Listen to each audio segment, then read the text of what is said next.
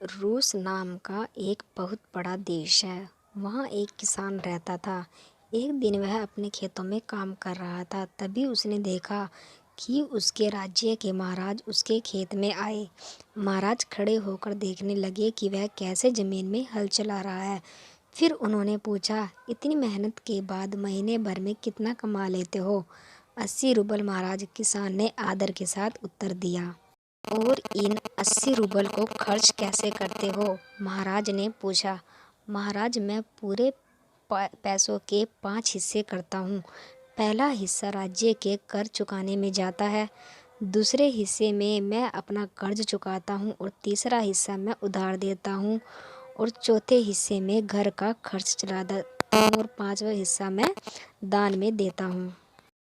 राजा को यह बात सुनकर बड़ा आश्चर्य हुआ। वे समझ नहीं पाए कि कोई व्यक्ति हर महीने उधार भी दे सकता है। उन्होंने किसान से कहा, एक हिस्से से तुम राज्य के कर चुकाते हो, एक हिस्से घर का खर्च चलाते हो। यह बात समझ में नहीं आई, लेकिन बाकी के 3 हिस्सों वाली बात समझ में नहीं आई। जरा ठीक से समझाओ।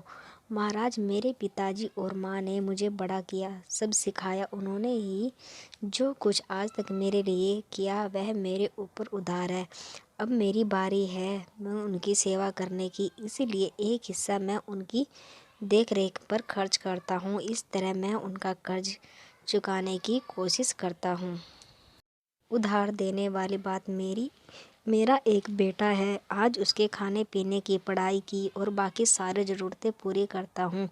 इस तरह मैं उसे उधार दे रहा हूँ। कल को जब वह बड़ा होगा वह हमारी देखभाल करेगा, ठीक उसी तरह से जैसे मैं अपने माता पिता की करता हूँ, और तब मैं समझूंगा कि मेरा उधार चुक गया।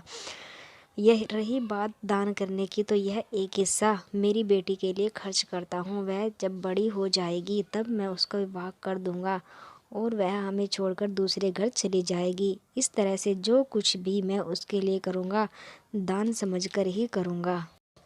पूरी बात समझने के बाद महाराज बड़े ही प्रसन्न हुए।